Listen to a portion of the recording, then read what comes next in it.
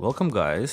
Solvable Mysteries podcast again. I'm joined by Glenn Highcove. Man, how are you feeling? Hey, I'm doing pretty good. Tonight's case is going to be pretty interesting because I got excited about it because I saw a Dr. Grande episode, and I hope that other people will find it as interesting as I don't know. It really seemed to it's interesting, I guess, because it's like a combination case. So there's actually two things going on. You got disappearance going on, and then you got an actual murder, and we don't know that they're necessarily related. So that's kind of fascinating by itself. Yeah. This week's case involves the main, victim of the case, who is a woman. She's murdered, so it's a bit of a different touch this week, not your regular disappearance case. Let me read out the introduction, and then let's really jump into what happened to Judy Smith. Okay, so. Judy Smith is an American woman who has been murdered sometime shortly after April 10th, 1997. Hunters located her remains at the Pisgah National Forest in North Carolina on September 7th, 1997. Her bones, as well as clothing and some other items, were scattered in the woods near a campground. Most of Judy's remains were centered around a shallow grave due to holes and cuts on her bra and similar cutting marks on her bones. Investigators ruled that Judy had been stabbed to death. At the time of her murder, Judy was 50 years of age. Before Judy seemingly disappeared and was subsequently murdered, she lived in the Boston area with her husband, who was a lawyer. Judy worked as a home care nurse. She also had two adult children from her previous marriage. Judy and her husband, Jeffrey Smith, met when she cared for Jeffrey's father for a week following his throat surgery in the mid 1980s. At that time, Jeffrey was also divorced and had a grown daughter of his own. The two got married in September of 1996. Jeffrey worked for the Northeast Pharmaceutical Conference, an organization of researchers and executives primarily from New England. His job required him to travel occasionally. 8 months after getting married, the couple planned their first trip together to attend a conference in Philadelphia that was taking place from April 9th to April 11th in 1997. They had also planned to visit their friends in New Jersey once the conference was over. When the couple came to Logan International Airport on April 9th, 1997, to check in for their flight to Philadelphia, Judy suddenly realized that she had forgotten to bring her driver's license. New FAA regulations at the time required that airlines verify passengers' identities before allowing them to fly. Judy told her husband she would return to their home, get her driver's license, and then take a later flight, as she didn't want her husband to miss any work related activities. Later on that evening, on April 9th, Judy met up with Jeffrey in the lobby of the Doubletree Hotel in Center City, Philadelphia, where the conference was being held. The next morning, Jeffrey woke up before Judy and went downstairs to get breakfast. He then returned to their room, and found that Judy was already awake. She was actually taking a shower. Jeffrey told Judy that the breakfast was exceptional and that she should have it for herself. Judy joked in response, saying that she should go get breakfast naked right out of the shower. Soon after, Jeffrey left for the first conference session of the day. The previous night, both of them had agreed that Judy would go visit Philadelphia's tourist attractions during the day and would later come back to the hotel for the conference's cocktail party at 6 p.m. in the evening.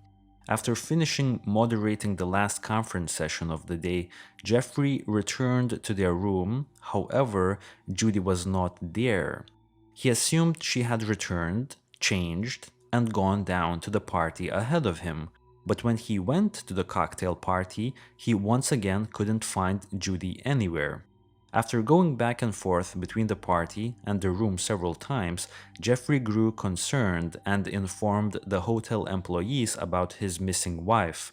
The hotel employees then began calling local hospitals as they thought Judy may have gotten into some sort of an accident.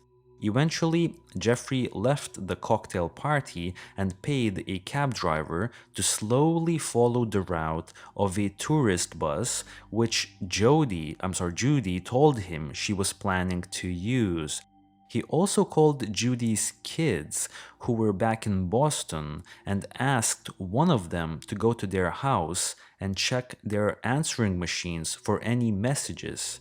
After not being able to uncover anything, Jeffrey went to the Philadelphia police around midnight to report Judy missing.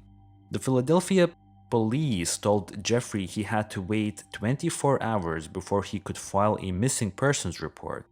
The next day, Jeffrey spoke to the Philadelphia's mayor, Ed Rendell, as well as John Purcell, who was a member of the Pennsylvania's House of Representatives. Both of them were attending the conference. Jeffrey told them about his missing wife and the police's dismissive attitude to his complaint.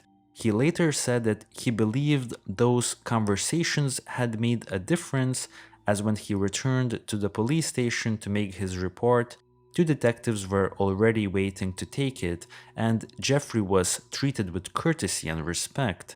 However, police also viewed Jeffrey as a potential suspect as well.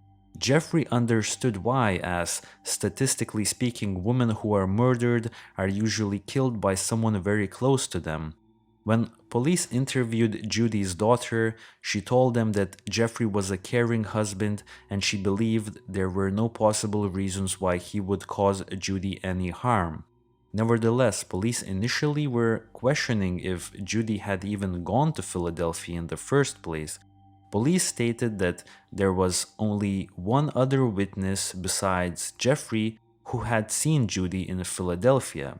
This was a desk clerk at the hotel they were staying at, which did not have a guest register. However, 4 months into Judy's disappearance, in August 1997, another conference attendee recalled seeing Judy in the lobby when she arrived. Another reason why police suspected Jeffrey to have fabricated his wife's disappearance was the fact that the clothes that Judy had left behind did not appear to have been worn at all, suggesting she had worn the same clothes both on her flight from Boston and on the following day when she disappeared. However, Judy's daughter said that this was typical travel behavior for her mother. Police once again questioned Jeffrey's innocence when he did not take a lie detector test. According to Jeffrey, he never refused to take it. He only insisted that the lie detector test should be administered by the FBI and that if he passed, the police would formally request that the FBI would assist them with the investigation. According to Philadelphia's police, Jeffrey already knew the FBI would not join the investigation and still declined to take the test. In the days after Judy disappeared, sightings of her all over Philadelphia had been reported. Multiple reports described a woman who matched Judy's description but appeared to have psychological issues. She was reportedly sighted by staff at the Society Hill Hotel, where she stayed between April 13th and 15th. According to this unverified sighting, Judy masturbated in front of an open window, spoke to herself in tongues, and then loudly claimed the emperor would wire her money when she needed it to extend her stay in the hotel. Another report mentioned a woman at the junction of Broad and Locust Streets around 3 p.m. on the day Judy was last seen, describing the woman as disoriented. There were some other reports of a similar woman who also seemed disturbed in the Penn's Landing neighborhood in Philadelphia, as well as a bus stop. But both the police and the family believe that those who saw her confused Judy with a local homeless woman from the area who strongly resembled her, so much that even Judy's son thought this homeless woman was his mother when he saw her from across the street.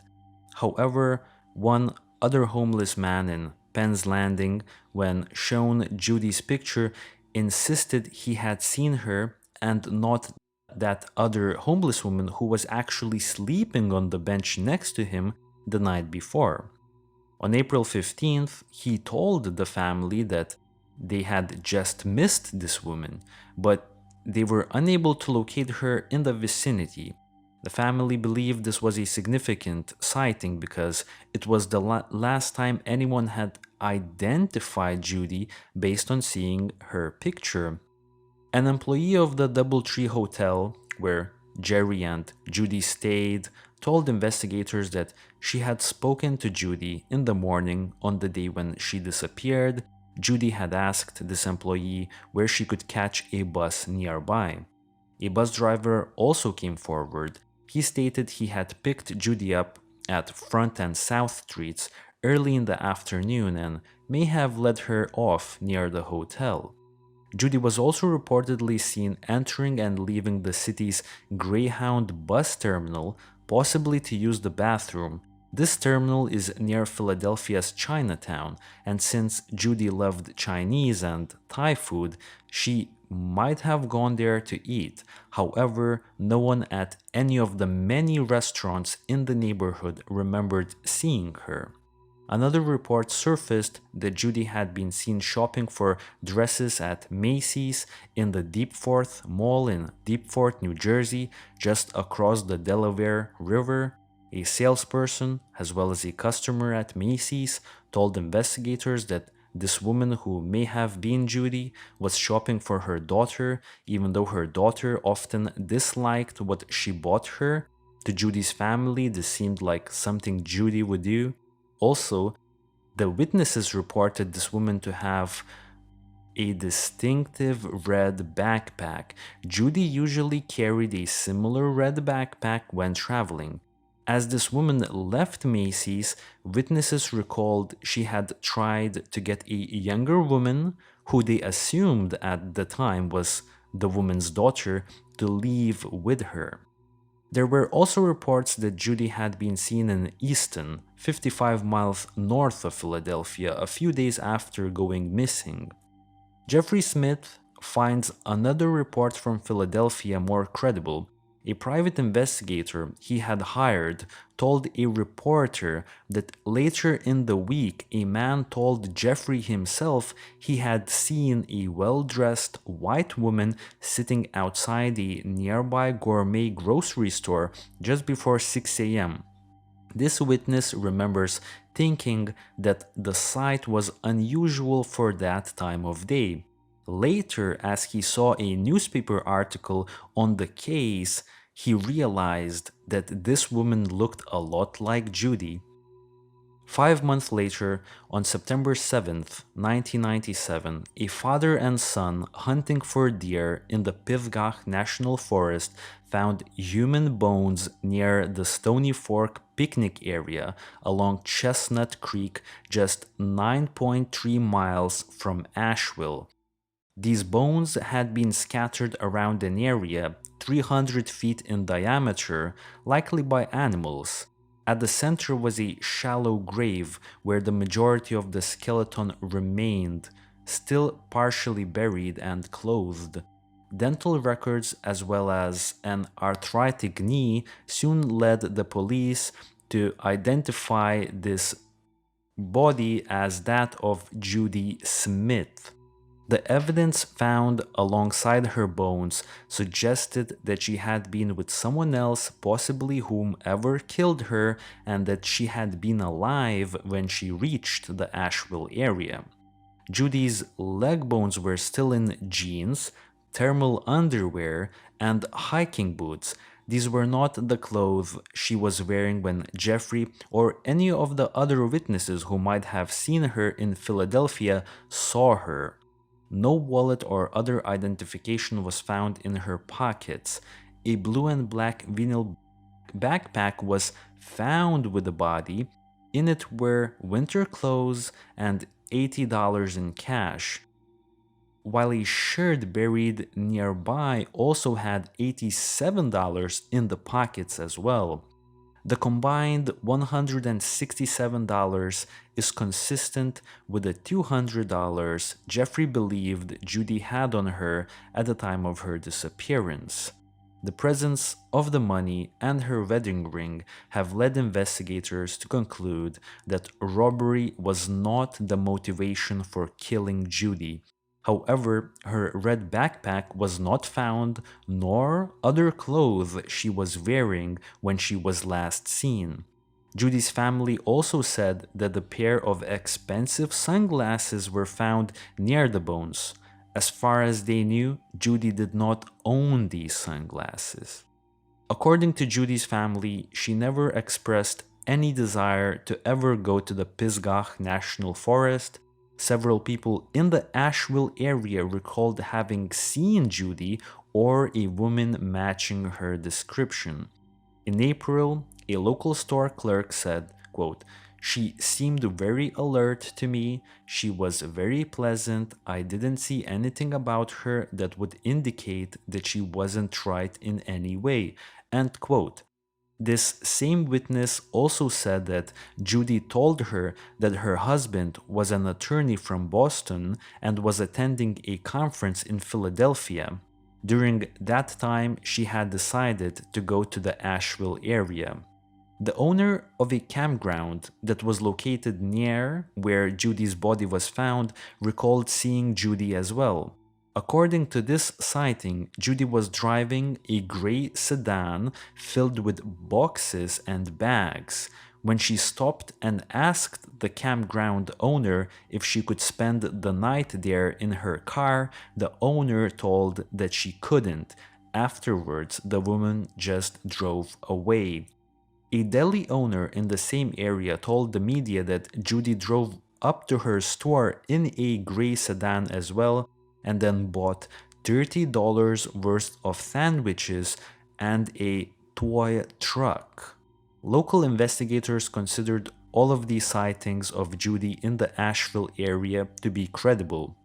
Until this day, it's unknown why Judy decided to travel 600 miles to the Pisgah National Forest or who had murdered her.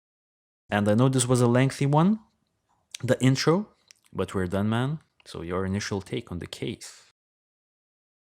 Yeah, this is a weird one because I feel like the visuals in this case, and this is where maybe for podcasters, or sorry, for the podcast listeners, you will want to come to either the materials in this case or our actual video right now and look at it. Do you do you get any kind of initial sense when you look at sort of the initial photos of Judy that they, at least the ones that are kind of provided in the different let's say research materials we've looked at? Just a regular, woman in her 50s. I mean, I don't know Okay. what do you think? Yeah, it's weird. I get this, and here I go again with my face thing, right? But I get this sense, I get like a couple different senses from it, and they're kind of conflicting. So, in one sense, she looks like a nice person, right? I mean, certainly you don't get like it doesn't, you don't get like that hostile affect or that hostile bias affect thing going on where the person looks angry or mean or something like that. But she also looks, she constantly looks, I don't know if she looks surprised to me in all of them or the eyes look weird. Something about her facial expression strikes me as odd, and maybe that's why it doesn't seem so strange with some aspects of what happened in this case, because I kind of wonder if this is somebody that either was sort of maybe had some kind of mental issues nibbling at the fringes of what was going on in their life, or conversely, maybe felt like they had something to hide, and that's why they kept changing their life relatively frequently. Right. Well, to that end, I wish had prepared a bit more images. I'll try to grab a few of them as we go. Yeah, I didn't really, just from the pictures, she seemed like a regular, I don't know much about like uh, you know, face theories. Okay, yeah. I mean, I'll stick a pin in that a little bit, but it is something I might come back to. It's also interesting to think that this was a big tragedy, obviously, for her because she lost her life. But I was thinking, her husband also is kind of a big victim from this. I think he died only a few years later, right? Like he was. I don't think he died a few years later. Well, it depends. I think he died like somewhere in early 2000s. Don't quote me on this. I believe he died in 2005, and Okay, that's Judy, relatively soon. yeah, Yeah. like 8 years, something like that, right? But let's mention real Yeah. quickly that Judy's husband Jeffrey Smith was morbidly obese. I believe Yes. this obesity was the main factor leading up to his early departure of our world, essentially. And that's interesting because that's also something, and when we say this, as I was doing the notes or working on the notes that you and I both work on, one of the things I thought of is it's interesting to think that back in the late '90s, it sounds strange, but there weren't as many, let's say, morbidly obese or people, and I think for reference, do you have his height? I think he was only like what, maybe 5.5 feet or something like that, but he weighed like 300 pounds. I'm afraid I don't have his characteristics, but from the image I can tell that he was an obese man for sure. Yeah, I heard the number 300, and I'm like, okay, if I was 300 and I was sitting down, let's say in a picture, I would look pretty big, but I might like look pretty massive. He doesn't look like a big man, he doesn't look like a heavy big man. He looks like an enormous small man, if that makes sense. Like somebody who is really obese for his frame. Yeah, there's like a side topic where there's a little bit of a conspiracy theory. Maybe that's one of these mysteries that people have been getting fatter over time, and it's not just attributable to diet and exercise. Like even lab animals are getting fatter, and they don't know why. Like there's a theory that there's like a fat virus. So yeah, I'll stick that for another topic sometime. Another topic, yeah, for Yeah, sure. for sure. That's off of there, but it is interesting because the reason why him being heavy counts into like probably a lot of the figuring in this case is one. Yeah.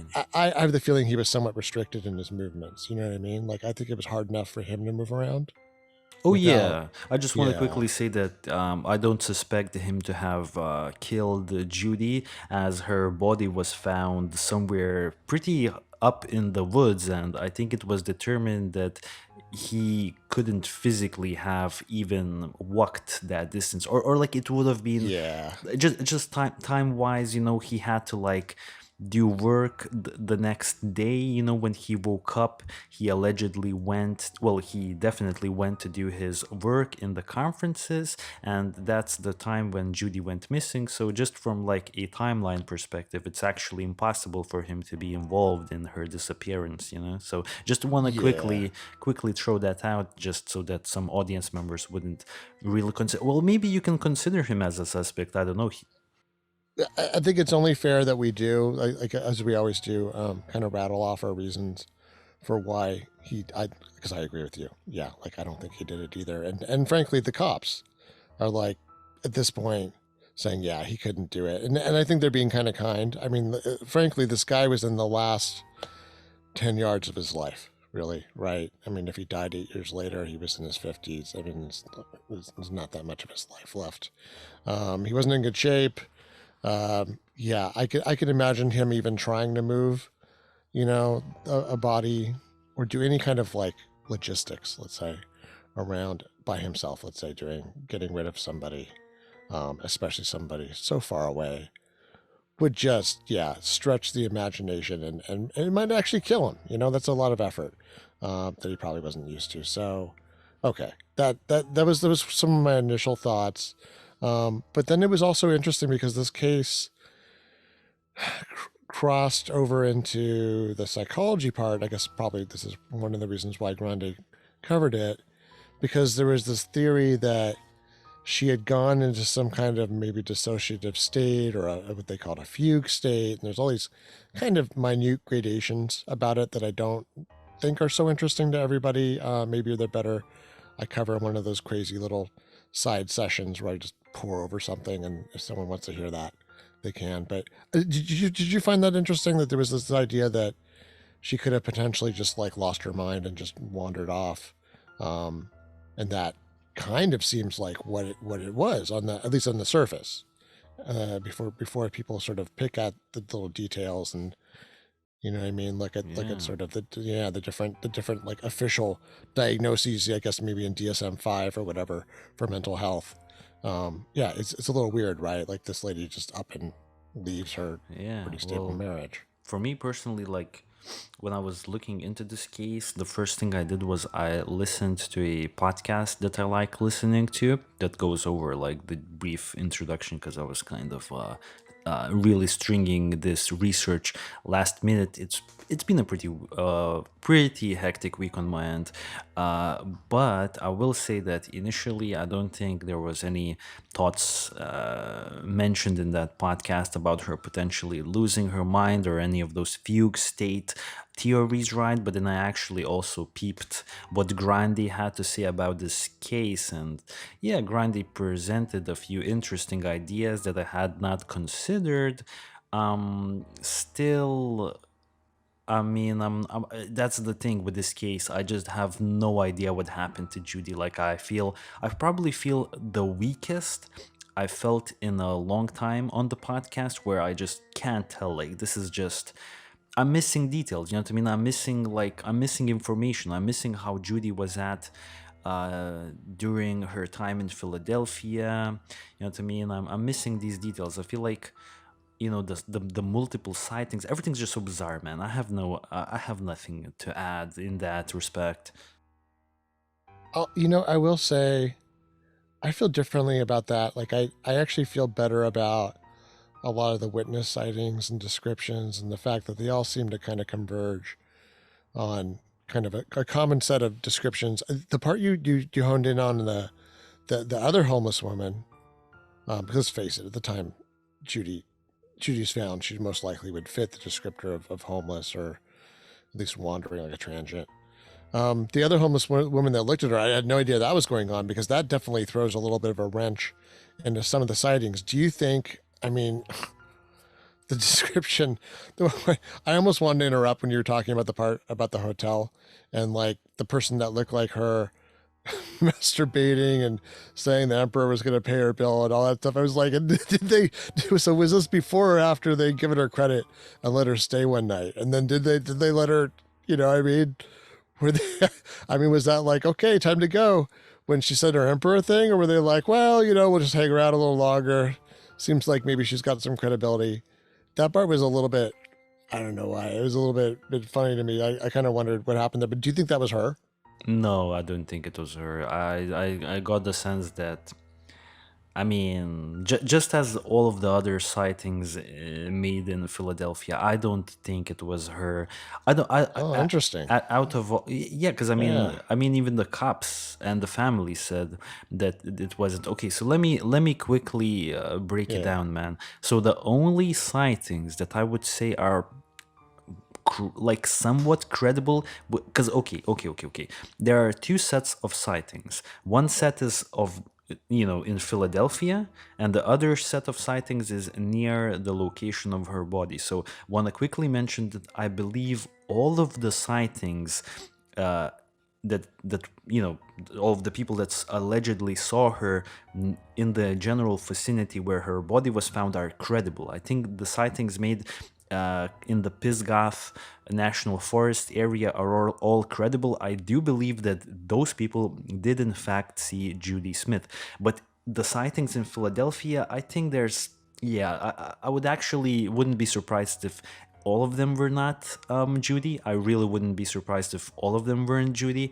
But if any of them were Judy, I would probably say that the most likely sighting within Philadelphia was the one where a woman was spotted in Macy's, in New Jersey, Macy's, shopping for a like wedding dress for her daughter or something like that, just because of the fact that she was also wearing that red backpack, very distinctive red backpack that we can actually see on the image on the YouTube channel.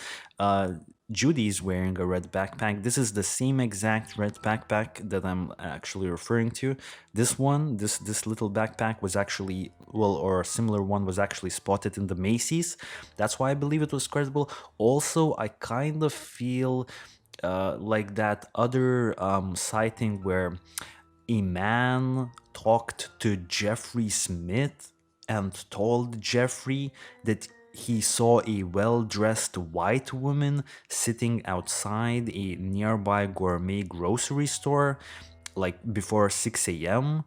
Was probably also somewhat credible. I don't know. I just got a sense, but then thinking back, I mean, there's nothing linking that sighting to Judy as well. So actually, I wanna correct myself. I don't think that's also a super credible sighting, just because there's nothing else, that adds up. So yeah, just to finish off, I only think that the Macy's sighting in New Jersey was the correct one, and I want to quickly jump on the map to explain my reasoning. Well, if we get the maps back, okay. Well, actually, I actually, while you're No, teeing it's that it's up, back. It's back. It's back, dude. Let me just okay, tell. Let me just finish, man. yeah, So this is the Pennsylvania area, right? All of these sightings are happening, and this is, I think, the New Jersey area or something like that, right? And they had friends in New Jersey that they wanted to visit. So I think maybe Judy just, I don't know, for one reason or another, may have left for some reason. I don't know, to go to New Jersey, and she was shopping at the Macy's or whatever. So I'm just gonna end it right there. okay. So that, I mean, that's the one thing I wanted to kind of clarify is because you said the Philadelphia sightings, but you're not including the actual hotel, right? Do you, in your timeline, does Judy make it, like, because that was one of the questions. The thing was like, well, she didn't pack her, like, she was wearing the same clothes, and she didn't pack any makeup. Was one of the actual one of the details too, and I thought that was really interesting for a couple reasons. But that was actually, I think, one of the female detectives in the case noticed that. So like, well, where's her makeup? It's like, yeah, where's her makeup? So okay, but do you think she made it to the hotel? Like, do you think Yes. ever in Philadelphia? So she was in Philadelphia. There wasn't some kind of like switcheroo or some other lady showing up at the same, like it's not like something happened to No, no, her no, no. I, I, back home. I, Okay, I I okay. think, I think she definitely was in Philadelphia on the 9th of April. She definitely was in Philadelphia. The way I understood it, it's like a fact at this point. Because that was one of the things, was there was like only this one person at one point who like absolutely seemed to have, to confirm she was there, and then, like you said, it sort of may have changed later on where other people, I guess, caught snippets or recalled something. But yeah, it is interesting because it I mean, that was the other part that I kind of chuckled at. Seemed like a lot of people did on the case, was the part where he's like, "Hey, my wife's missing," and the cops were like, "I don't know, buddy. Looks like maybe she left you." And he's like, "But I don't think that was going to happen." And then, other than that one friend who like also doesn't seem to be very awake to any kind of change in Judy's mental state, so it's kind of hard to tell how reliable that is. But yeah, anyway, he goes back and he's like, poor cops didn't know this guy was going to go back and be at like a dinner with the mayor. And he's like, my wife disappeared and your cops aren't really taking me seriously. And all of a sudden the cops like, what? And then, and then someone else with the other was assembly person or congressperson or something. Um, A House of Representatives. House of Reps person, maybe a state or like a national. Anyway, either way, somebody important. So they go and they call the cop. And the cops are like, "Oh, yes, sir, yes, sir." All of a sudden they take it a lot more seriously. But then, yeah, once again, they start playing the statistics table. Was what Jeffrey said, that they were like, and the police were even like, yeah, most of the time when someone goes missing like this, and like, and they didn't leave their husband, like their husband probably killed him. So they kind of default to that. I mean, I could see why that would be frustrating. It doesn't really seem like his behavior was congruous was somebody who killed his wife, though, right? Because he hired a couple different private Nah, I don't investigators, think and so. yeah. And there was something right there. Oh, dude, you're having a call. That's okay, man. Sorry, yeah, It's timer. Yeah, it's my thanks, Samsung. Yeah. anyways, man, there was speculations that there were speculations that Jeffrey may have ordered a hitman or whatever. But once again, I don't even want to speculate in that too much because everything that during my research indicated that he was a good husband. No one in their circle of friends or family members, no one really suspected him to be involved. So I don't know. I just want to leave that out as a theory that I don't follow. Yeah. Okay. Yeah. I mean, it's. I mean, it is interesting then to look at that timeline. So, I guess one of the things I do wonder at this point is, and this seems to come up in the Grande, um, analysis, because Dr. Grande seems to push kind of hard back on the mental health stuff. So it kind of he seems to kind of like lean more towards the like maybe faking a mental illness and using that as an excuse to leave your husband and kind of have a midlife crisis. Right. Yeah. It's a theory. It's weird because once again, maybe that's one of those like side topic things, or like little extras. The midlife crisis thing seems valid in some ways, as valid, I guess, as some of the other stuff that's going to come up in terms of some of the killing stuff. But yeah, like it just the fact that I guess the way it was treated. You know how our last week we had the runaway thing where a lot of times I think police departments run into a lot of family situations, where they kind of seem like the same thing over and over again.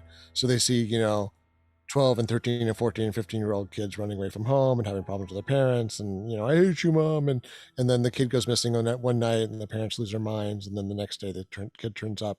So that's why a lot of the missing teen cases we run into, it seems like the first 24 hours the police until recently maybe weren't so alarmed because of just changes, just them getting so used to seeing things work out and there being family problems. So then I wonder if it's the same thing, if this midlife crisis thing is like the big problem for like police departments on the other end of the age range, where people are getting older, they're getting to the ages where people become senile, where like dementia can start coming in actually for early dementia. So I know all the time adults kind of in this age range who have mental issues will go missing, and the LAPD or the sheriff's department will send out a little like an Amber Alert kind of thing, but for seniors, or for the mentally ill or disabled. So it's kind Man. of interesting they went that route. I mean, do you think what's your stance right now? Do you think that do you think she lost it in some way? That she had, I mean, either like an emergent schizophrenia, or like they said, a fugue state, or something that was temporary? I will say I think it's definitely a possibility, but I just can't tell, you know? Because I think I was really biased Mm-hmm. towards saying yes by the photos. The photos, for some reason, she looks a little squirrely, and once again, it's just all this past stuff. You live your life, and you run into a lot of different kinds of people.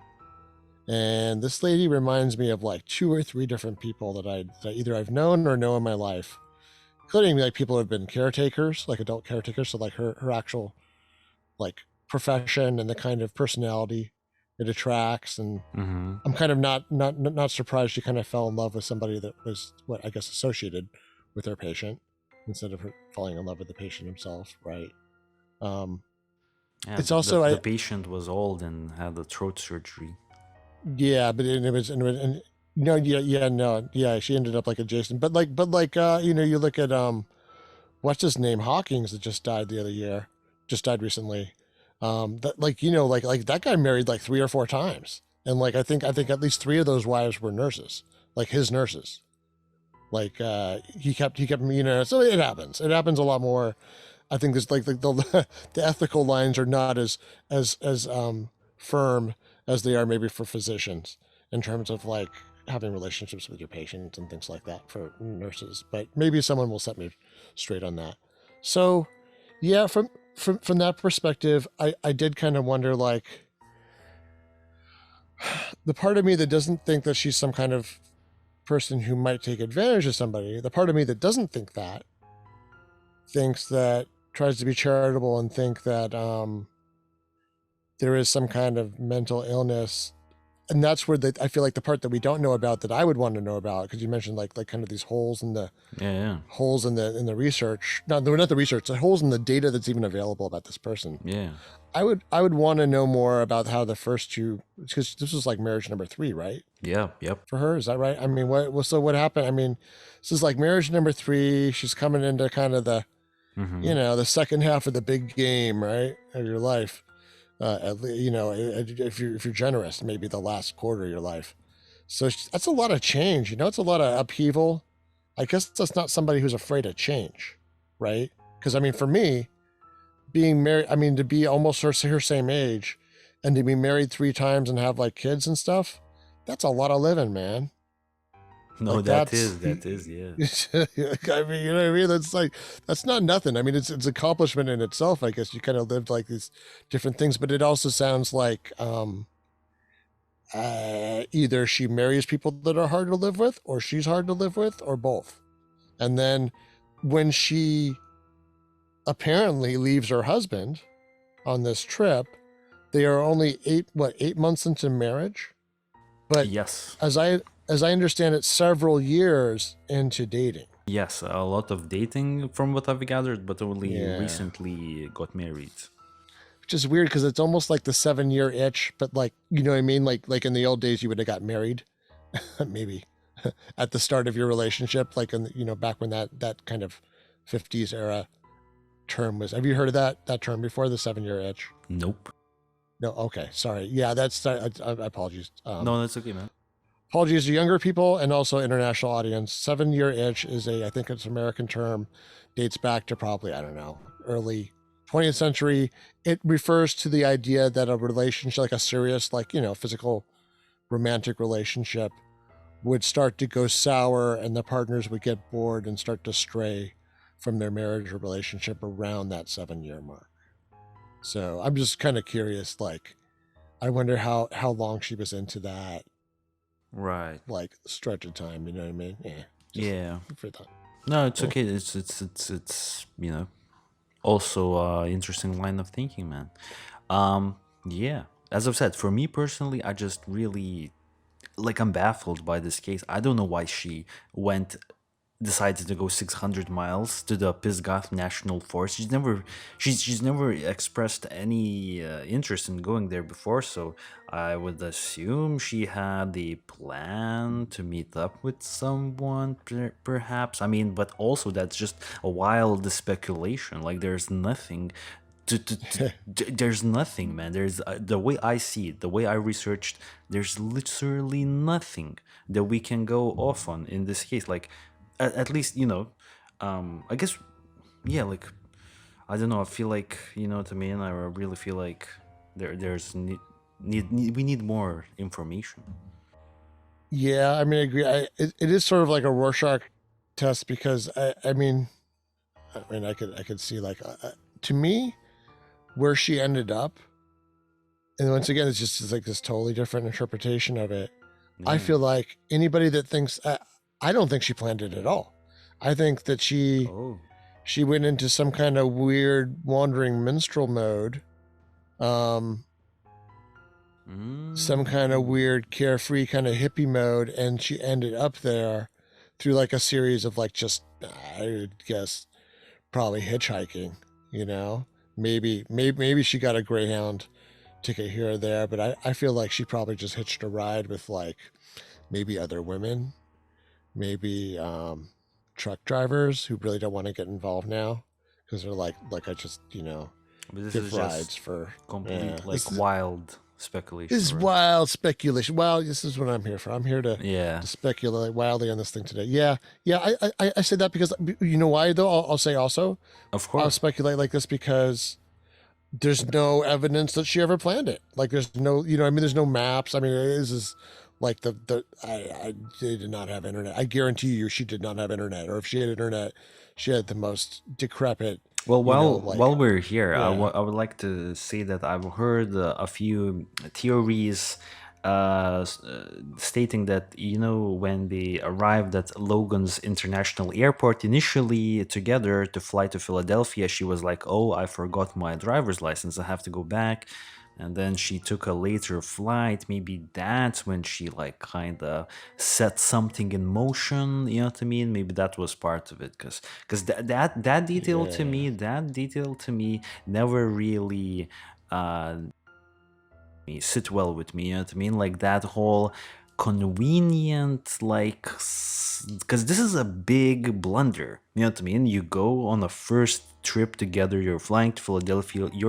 It was like a Home Alone type of a situation. You know what I mean? Like, so they have to take different flights. Like, it was a big ass blunder, dude. And then the next day she's missing. I kind of feel like that could be potentially connected. Like, it never sat well with me, that little detail that she missed her driver's license. And she was a well traveled person. She actually flown to like Thailand before and places like that. So she must have been aware of what she needed to have. She seemed like a very responsible person, right? And then she disappears the next day. I feel like that's somehow connected. Like, I kind of have a hunch that's connected. If this is connected, then I mean, this probably indicates that this was some sort of a plan to disappear in the first place. You know what I'm saying? yeah. I agree. The driver's license thing seems to be almost the single biggest thing that everybody hones in on. Like it just seems like such a bonehead move. I like that you said Home Alone because it's true. It's like this big like how do you mess up that bad? Why was your driver's license even not be in your purse? It's just, I don't know. I guess it could happen. It could happen, but like you said, it doesn't. It seems like one of those things you double check for before you go out the door for your trip, and so that bothers me. But then the other part that bothers me is the makeup thing. I feel like the makeup thing might be the part where she really messed up with her little plan here, because I think if she had a plan, like I feel like Grande's insinuating this without really saying it, but if she had a plan to essentially maybe fake mental illness symptoms with the idea that if let's just say this little excursion went seriously off the rails, or if she changed her mind, or whatever, because she could be in a big manic state right now. That was what one of the things Grande pointed out was she could be in some kind of either like short intense manic state that just makes her like the mental illness theory, maybe she just rushes off because she seems to be doing things that don't have a lot of plans behind them necessarily. But then if it was a bigger plan, yeah, like the makeup thing is like a tell. It's like a thing that you forgot. You were so busy trying to run off, you'll think, "Oh, I'll buy makeup, on the road, like when I'm doing the thing. Why am I going to drag all this makeup with me?" Well, you drag all the makeup with you to cover your trail to make it look like you didn't do this on purpose. So to Right. me, that is the one thing I guess that really jumps out at me. Right, right. No, I agree, man. That was weird that she didn't have any makeup with her. Um, that's definitely strange. But I I, I, wanna, yeah. I'm sorry. You know what? I'm sorry. It's okay. It's okay. Just to knock one more nail in this, Of and then someone course. might say, Glenn, why do you care so much about makeup? I live in a house where two of the people I live with will not leave this house without makeup on. Okay, so like maybe that's not everybody, but the two people I live with, we ain't getting out of here in less than half an hour. Um, and that's probably the case for some other major portion of this population. They want to be presentable when they leave the house. So I think for that was probably why that one detective especially honed in on that, maybe more than I am right now, was that she was like, WTF, like why would somebody ever do that? She doesn't, and Judy doesn't seem like the kind of person to do that. Now, the one thing I do wonder though is maybe in home care or nursing, maybe you can't wear a lot of makeup and perfume and crap like that because you could set off allergies and stuff like that in patients. So maybe that's the counterpoint, is that maybe she got used to going light on the makeup and just make and do, because poor old man Miller with the throat cancer is going to freaking have a seizure and die or get asthma if you show up with the wrong perfume around them. So anyway. Yeah, it's a valid point, man. Valid point. But do you want to talk about the sightings in the close proximity where her body were found? I'm talking about the tree, different sightings, and maybe it's worth talking about them because maybe they will give us some sort of a better, give us some more insights, and we could make conclusions.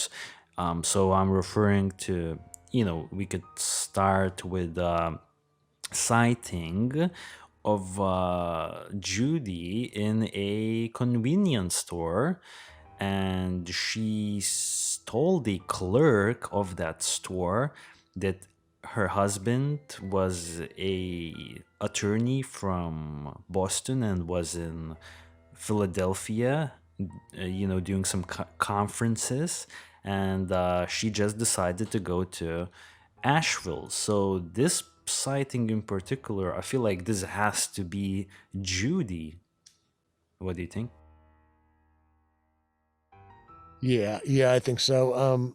Now, just to clarify my mind, was this the one where she bought like $30 of sandwiches in a toy truck? No, this was another Okay, one. no. This was Okay. another one. The that one happened also as well. So yeah. So just this one. Just stopping to this one. Do you have anything else? We'll move to the next ones very soon. Yeah, I mean, so far I think there isn't a sighting. But yeah, I'll just say yes. Yes, so far I think it's her. Yeah. Yes, for sure, man.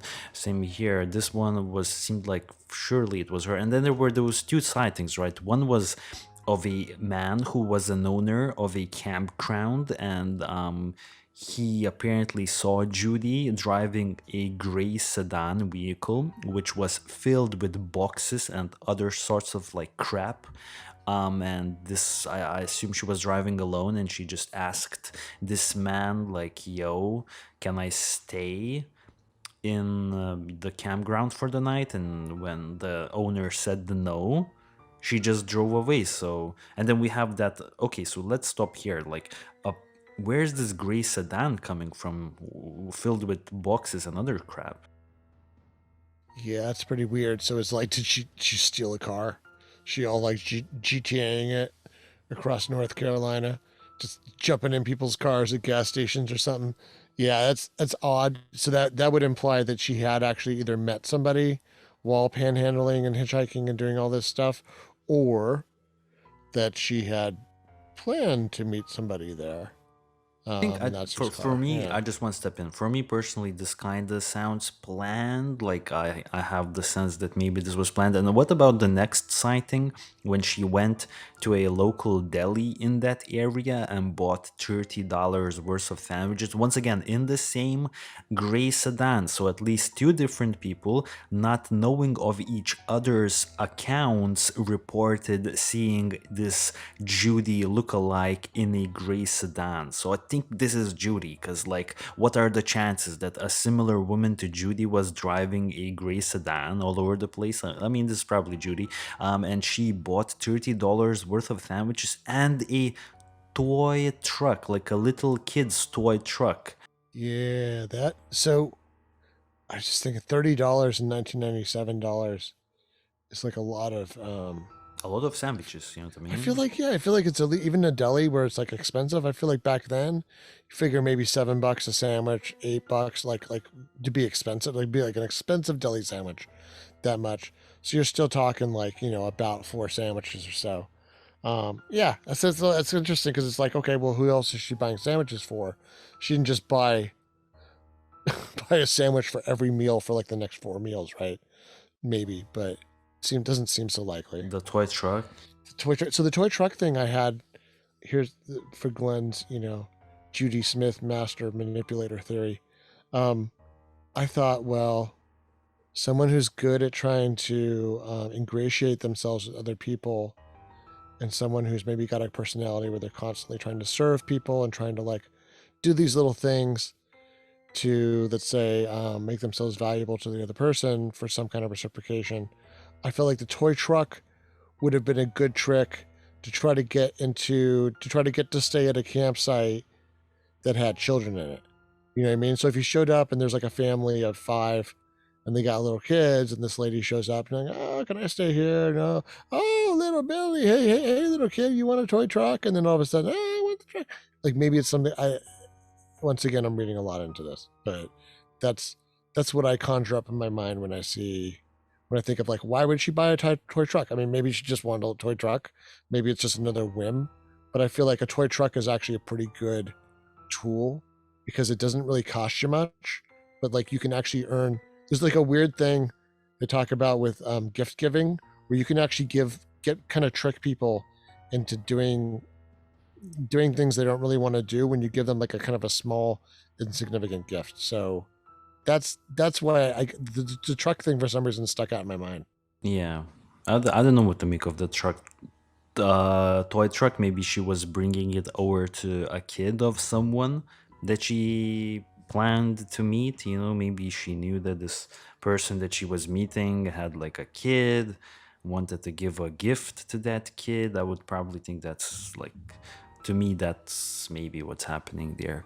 And yeah, her body is found there. Bones are scattered all over the place. There is a blue backpack, but not the red backpack. So it's unsure who owned that backpack.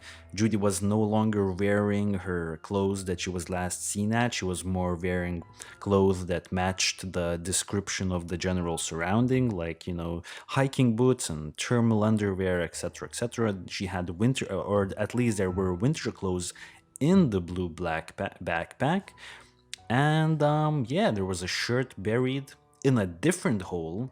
I don't know why you would dug separate holes to dump everything, but whatever. And there was like money found in that other hole. And yeah, it seemed like she got stabbed up in the forest because there were stab wounds in her bra as well as on her bones. So it was determined that it was a murder. And yeah, apparently she got like killed in the forest. But for what reason? Uh, I mean, I don't know. Do you have any thoughts about like, do you wanna, is anything jumping out at like the whole crime scene to you? Like what's happening there? You know what I mean? Yeah, I mean it's a really weird crime. I mean, all crime scenes are weird, but this one's strange because the money wasn't taken. So I mean that kind of would sort of signal that whatever was of value that the person wanted, it wasn't the money that they valued, right? If maybe taking a life, that experience was what they valued, which I lean heavily towards. Um, but then again, someone might say the motive there was a different motive, right? So people don't just get killed for thrill killings. People get killed because of like personal relationships gone wrong. Somebody knows too much. Somebody pisses off the wrong person.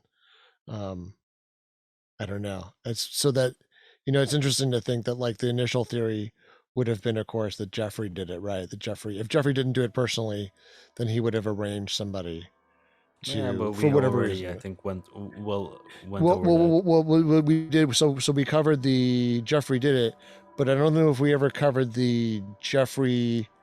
Well, other than like we covered Hire there the was like hitman, yeah, so like that would be the right? next thing would be, and then that would actually be statistically, I think, maybe somewhat more likely than kind of some of these other random things that happen that actually probably are the real solution here. But yeah, just to get it out of the way Of because course, of somebody will course. say No, no, it's okay, man. you know what I mean? Yeah, somebody will say, hey, you guys Of didn't course. yeah didn't give him a fair shake as a suspect. So I mean, one thing that's interesting is he turned down all these. I mean, there's a whole thing in research about there's like a he said she said thing, or he said they said thing between Jeffrey and these different police departments, and this supposed like he offered to take it only if like the FBI would get involved, but he knew that wouldn't happen. And then apparently he's like an attorney, so the cops even mentioned he's an attorney, so he knows what to say and how to say it and what his rights are. But it's interesting to me because on one hand, like I mean, Grande, case in point, just craps all over polygraphs, and he says the lie detector stuff. That's what a polygraph is, just for the listeners. Um, that's all. It's all hocus pocus, mumbo jumbo, voodoo stuff. It's not real. Um, but then, like, why would he be afraid to take it? Well, maybe he doesn't want false positives. What's your thought about that? I mean, why wouldn't he want to take this polygraph test? Why would he be so insistent and kind of play these games with it? Why wouldn't he just say if he didn't? You know what I mean? Why wouldn't he just say why he didn't want to do it? I don't know. I think maybe he really just wanted the FBI to be involved. I didn't get any suspicions in this little detail. It was weird because the cops definitely took it differently. The cops took it as sort of a defensive posture that wasn't warranted. It wasn't congruous with the other actions he had taken and it stated. So that's interesting, I think, because that would lean more towards like, yeah, what's he hiding, and did he hire somebody? Like, was it really not as nice as everybody thought it was behind closed doors? Did he have a reason? I don't see a motive for him to do it, honestly. I mean, he seemed like he was a big, heavy guy with a wife who was used to taking care of people, who maybe was taking care of him to some extent, and now he doesn't have a caregiver anymore. Um, and I mean, I don't even killing her isn't going to make her not leave him, right? So that doesn't even make sense. I don't see it doesn't sound like she was going to take him to the cleaners in a divorce or something. It doesn't, I mean, none of these things make sense. But ultimately, Yeah, it also says like I guess the only reason why somebody, well, not the only reason, but one of the reasons why somebody might kill somebody though, and leave all these different things behind that were of value, might be because it was a killer that was hired to get rid of somebody. But yeah. I don't find a lot of credibility in it for the reasons I guess I just rattled off. Yeah. I assume we're already like talking about the theories, right? Which is good, right? Yeah, we're basically, yeah. I think we've kind of, I think, worked our way to it where we've basically, yeah, like I said, knocked off the first theory. So the Jeffrey did it theory, yeah, I don't put a lot of credence into it. So then it kind of gets to the next ones, which are more like, Yeah. What are the next ones, man? I think I lost my theories. Where'd It's they go? someone she knew. I think I need to hit refresh on my fault. Yeah. So somebody she knew, and so then that's interesting because that's kind of like that one once again is nuanced. So someone she knew from before this whole thing. So that would be like kind of more along the lines of she planned like an elopement. She like absconded with somebody, right? She left her husband and sort of somehow engineered getting over to this guy. Maybe she wasn't going to go there originally, but maybe it's somebody that she could have decided to show up at this person's doorstep, and maybe like that doesn't go well, or maybe it goes well for a week or a couple weeks and then it turns sour. The other idea is it could be somebody that she met as part of these travels. So she starts hitchhiking and doing this weird stuff and kind of leveling up her wardrobe. It's a new RPG. Be homeless for a couple months. No, but she's living this kind of weird like RPG of like changing. You know what I mean? When you play an RPG, you're changing out your clothes and your armor and your weapons and all that stuff. I mean, she kind of did all that, right? She swapped all her. She's kind of burned through some amount of money. She's somehow earned maybe some more money begging and doing things like that. I'm speculating. She's maybe traded clothing, bought new clothing, maybe discarded things that got dirty or ripped or that were not as sometimes you buy something for traveling and realize it sucks. Then you're like, oh, I really wish I had this other thing. So maybe that's why she has this other thing when they find her body. But she certainly had assets. She wasn't destitute when they found her body. She had some items of value that were not taken. And that seems really weird. And that kind of points more towards an acquaintance of some sort. Except there is, save it. But there is another reason why someone might do that and not take the items of belonging. But it seems to rule out the idea of like a roving robber looking to kill and separate somebody from their belongings. I think that's a fair assessment for sure. Yeah. Okay, so then the other theory which we already talked about was that like what if the Jeffrey someone Jeffrey knew. Yeah, it just doesn't. Oh Doesn't yeah. seem to make sense. Yeah, I mean, I guess it wouldn't be interesting though if it was some family friend, and like she shows up at this family friend's house. There's a movie for you, like Jeffrey's friend secretly does No, you something know either what? for him. You, Yeah. you know, when we're talking about this theory, I guess it makes sense. I always was thinking about what about like her previous two husbands, you know what I mean? Like there's nothing real about them. I mean, maybe they're just some regular folks just living their lives, but I don't know anything about her ex marriages and what happened there. So who knows, maybe who knows. It makes you wonder how much they even dug into that, because it's a good point, and this is so long ago now. It's more than 20 years ago. It's Yeah, what, more like exactly. more like 25 years ago. So like, yeah, it makes you wonder how much they were even able to be as comprehensive with that, track down ex-husbands back then. It's much harder to do. There's no LinkedIn or anything. You know what I mean? It's much harder to track people down. I mean, you can imagine. Her name's Judy Smith. I mean, you can imagine how many Judy Smiths there are in the world. So, and that was before she changed her name. So whatever her name was before that, these other two times, it's a mess. You'd have to really put a lot of effort into it back then versus Yeah, now. I Yeah. assume, I assume for sure. But yeah, like once again, someone else that he knew or like she knew, you know what I mean, or like someone external from their own in like someone that they knew, just during the research, there was nothing to connect anyone like that. So once again, it's kind of a shot in the dark with this theory as well, I believe. And then finally you have well, this is such a weird thing because I feel like this case has like a kind of a weird permutations thing where you got some of column A and some of them column B you gotta choose. So like column A is like, why did she disappear, and column B is like, who killed her.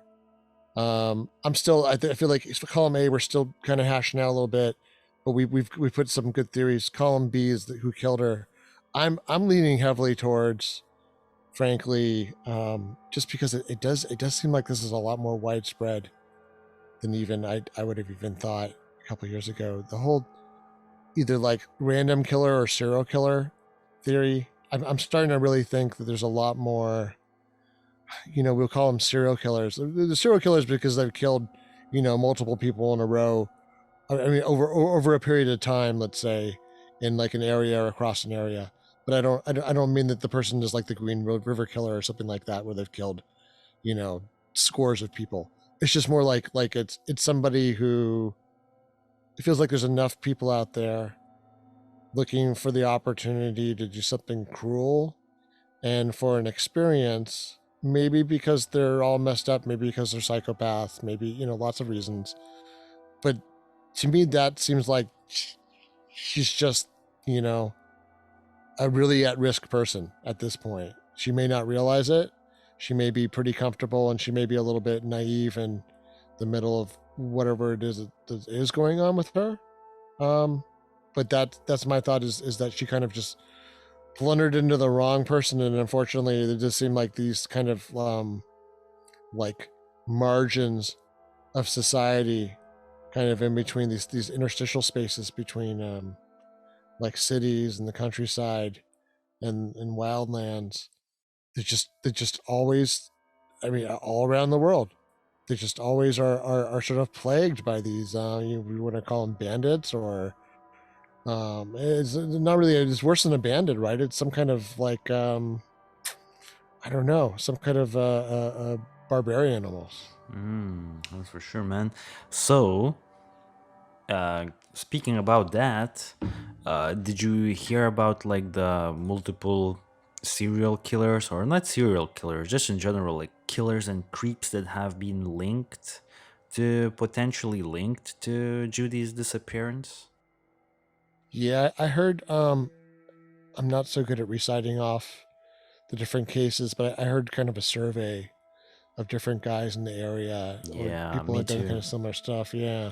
I don't have their names also prepared here in my notes here, because once again I didn't really have uh, the time to get down to that this week. But I just know that all of those people that were linked, uh, they did some creepy stuff in the general area, but all of them did creepy stuff like after the fact, like in the mid early 2000s, like 2006, 2009. So no one really, I believe, did anything right around the time. Well, there was this one situation, and we can actually read it off on the Wikipedia.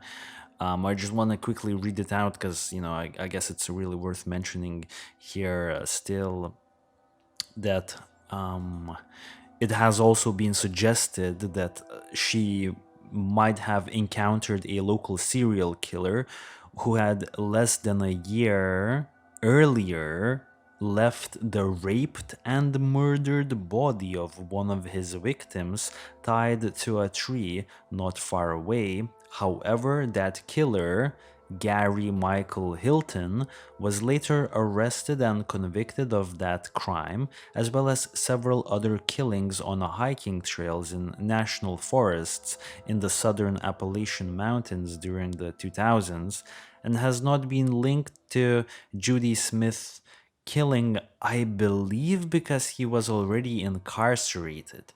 I could be wrong here, but I believe Gary Hilton, this guy that I just mentioned, I believe he was incarcerated and there was no possible way he could have committed this crime. But it's interesting to think. I mean, when I read his Wikipedia, Gary Hilton has an extensive Wikipedia. It says in the suspected victims, in addition to above mentioned homicide, Hilton has been investigated and remains a suspect in the following unsolved murders, one of which is Judy Smith. And they say that several human bones and personal items were found in Pisgah National Forest, scattered near a campground. The descendant was eventually identified as hiker Judy Smith. Oh, they call her hiker in this other Wikipedia page, who was last seen in Philadelphia 5 months earlier. While it has been suggested that Hilton might have murdered her, no supporting evidence for this has been found. So I guess I can't say, but I think I've heard something somewhere that he couldn't have possibly done it because he wasn't present, like he was incarcerated, he was accounted for during those times. But I don't know, I could be mistaking him with some other dude. But I guess police are saying that this Gary Hilton guy probably wasn't the killer. But I didn't investigate Gary Hilton. I don't know, you know what I mean? So maybe you have anything to add. I personally just didn't do the research into this guy. Yeah, I mean, I wasn't. I'll say for any specific serial killer, I guess I wasn't as sold on any one person, though. I mean, a lot of them. I mean, the cases given, it all sounded very plausible.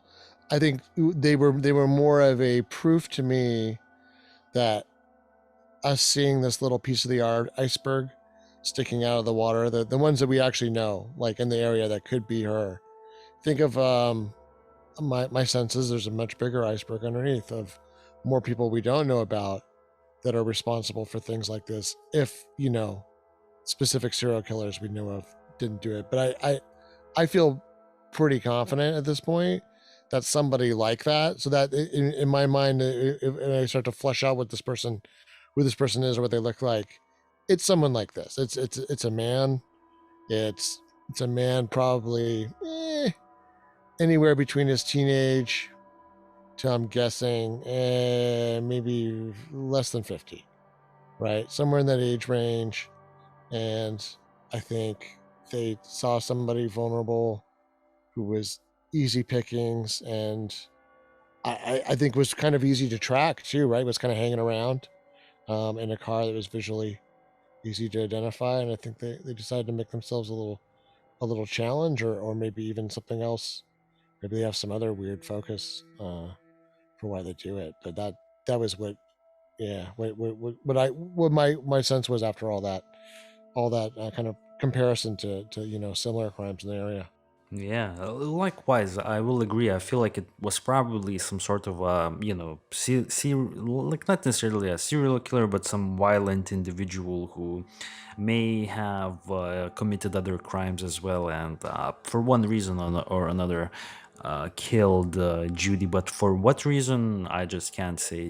This week, I just don't have a solid, like opinion about what went down here. It's very bizarre to me. But any, I guess if we're gonna be jumping, because we covered the theories, I guess maybe you have any theory or any line of thinking you would like to conclude with, or you're leaning a certain way. Yeah, so one of the things I thought if I were just to kind of do a complete like column A, column B, so why she disappeared and then what happened to her. And then and by the way, that's one of the things that is interesting about this case. I mean, it's not satisfying, but there's a sense of there's an end to it, because unlike some of these other missing people that we've covered recently, like we know what happened to this person. They're dead. They're gone.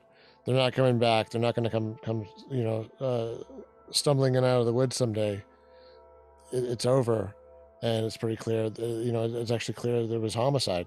So that's an amazing set of answers right there. But yeah, I think that and like I do wonder that Grande didn't know that the masturbating woman, that there was a woman that could have that actually was almost identical to her in terms of description, that did some of the weirder behavior potentially. So I think that may have thrown off some of his diagnosis. But it is interesting that Grande was really and this isn't to make it the show about Grande, but it's just to say that like a licensed psychologist thought that this woman was probably faking symptoms in order to mask kind of desires, maybe manic desires, to go do something else as part of a midlife crisis. And then that this eventually probably boomeranged on her, but not necessarily like a planned trip to go see somebody, but more like just this kind of manic episode that maybe wasn't psychosis. So like, she wasn't totally out of her mind, but she was being influenced maybe by powerful things like I mean, I'll say it, like hormones and things like that. There's a lot of stuff that can really throw you off, and especially hormones. And I'll say that that's for everybody. They have a big effect on your mindset. Um, so okay, I really think though that maybe her forgetting her license and her makeup and things like that, if not already explained earlier by some of our other theories, I think maybe that was a sign that she was starting to crack. And then when she went on this trip, because I've seen this before with people I've known in my personal life, a couple of times now.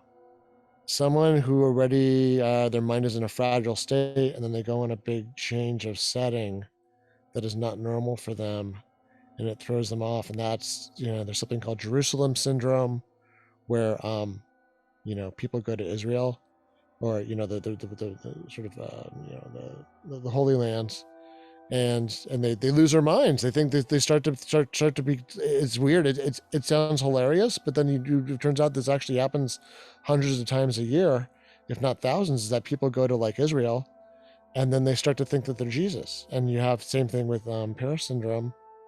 Japanese tourists that kind of are sold this Disneyland image of Paris, and they get to Paris, and Paris is like a normal Western European city that's got grime and dirt and everything else, and they're kind of in a daze. They don't.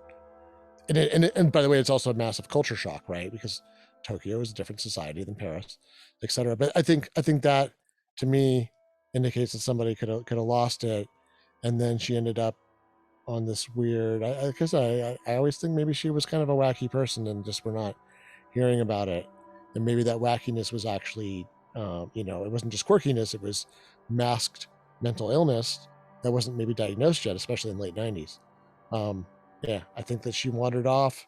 She started doing all these weird things. I actually do think that maybe the masturbating lady was her. Um, actually, I actually think that most of the sightings around town um, could very well be her.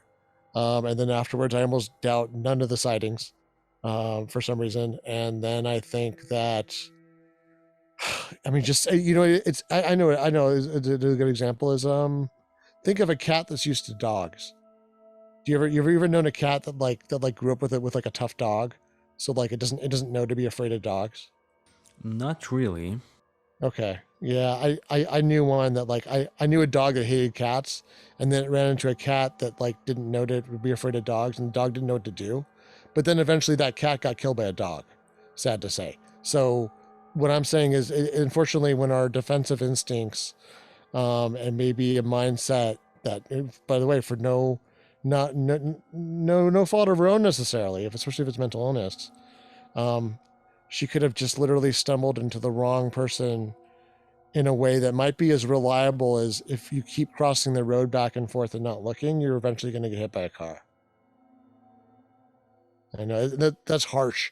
That may be one of the harshest things I've said on the show in a while because it sounds like victim blaming. It's not. I definitely feel bad for the lady. I'll say, by the way, I mean, when I'm not kind of making weird accusations about her personality, she looks like a pretty friendly lady. Like I would have liked to know this lady, like in just Yeah. like a friend way. You know what I mean? Like as a coworker or something. She seems like she's a pretty nice lady. So, it definitely is a tragedy for everybody involved. And I really especially feel bad for her husband, who that can't have been the way you want to go out. I don't know. He didn't even did he even know? Did they even find her until after he had already died? I'm trying to remember now. No. They did because he died like 8 years later, and they found her like 5 months later, Oh, I okay, think. okay, that's right. Okay, so he knew that at least. But yeah, I mean, there's a lot of unanswered questions for a husband. I would say, No, the as kids. yeah, and kids. Yeah, I mean, yeah. There's a lot of like, it's a harsh case, and I think maybe that's why it moved me when I heard about it. I saw this lady with these interesting expressions in her face, and this very like, I don't know, such a strange way to end your life, and not necessarily intentionally. Yeah, totally. You know what I mean? In conclusion, I would say that I can't really tell what happened here because, it's just so bizarre. But I will say that her messing up with the initial airport flight is somehow connected to her like disappearance. I just got the sense that that's a little interesting detail. It just didn't sit right with me. So that's where I'm gonna leave it at, man. Um, yeah, I think I personally covered everything I wanted to say, which wasn't much because I don't have much to say here. But yeah, anything you want to add, man? Yeah, I had a little tail end to throw in there. We've been getting some really nice comments, and this goes out to anybody that's still listening at the end of an episode, which isn't necessarily a ton of people, but it might be the people that need to hear it the most. So I know I've seen some comments from people that are maybe going through hard times, especially through hard health times. I know one person recently commented that like they literally can't move from their bed. So it's programs like this that are kind of helping keep sanity and keep hope alive. And I mean, yeah, I'm not even gonna drag out or accentuate what you might be feeling, but anything you can do to take your mind off of it, of course, is the best way you can do, because it really is mind over matter. So just know that when we get feedback like that, I mean, it really touches me to hear that. I mean, I've been through my hard nights and hard moments in life, and I can only imagine we all have our own hard moments ahead of us, right? There's no there's a last stop to everybody's train. So, if you're worried that that's coming up and you need something to get you to the next stop and the next stop, really, really happy to hear from anyone that has those kind of conversations. And I also mentioned, I did mention, I think I threw out in comments, and you and I have been talking about that sometimes when I go on these crazy long harangues that really are not. I mean, me, right? I could filibuster for 30 minutes Oh about yeah. one freaking thing, and it'll just kill the audience. But for anybody that does actually want to hear, the Glenn shower thoughts, the long spiel about something, maybe here and there, especially when it's some kind of boring paper or something, I'll just fricking, Jack Kerouac stream of consciousness, it. We'll throw it together a little extra. It won't be a normal podcast. It'll only be on YouTube, and it might be something that'll give you a little laugh, especially if you're having kind of a bad day. All right, that's it for me. Perfect, man. Perfect. Those really nice thoughts, man. And yeah, I hope everyone's enjoyed this week's show.